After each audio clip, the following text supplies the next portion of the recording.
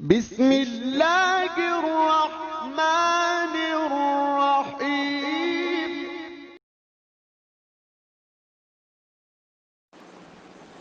بسم اللہ الرحمن الرحیم۔ سوال کیا گیا ہے کہ امام اعظم ابو حنیفہ رحمۃ اللہ علیہ کا اصلی نام کیا ہے؟ ان کو امام اعظم اور ابو حنیفہ کیوں کہا جاتا ہے؟ جی، امام اعظم ابو حنیفہ رحمۃ اللہ علیہ کا نام نعمان بن ثابت ہے۔ ابو حنیفہ ان کی کنیت ہے اور امام اعظم ان کا لقب ہے۔ امام اعظم انہیں اس لیے کہا جاتا ہے کہ فقہا میں سب سے بڑے اور جلیل القدر امام یہی ہیں۔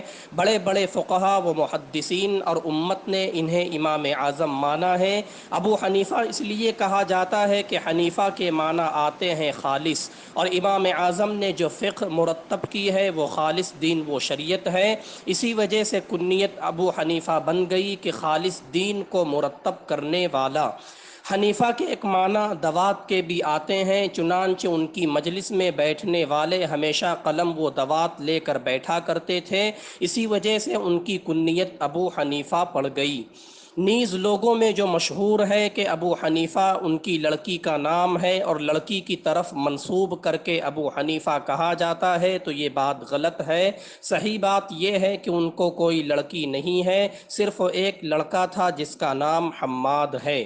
دیکھیے امام ابو حنیفہ کے حیرت انگیز واقعات، صفحہ نمبر 47۔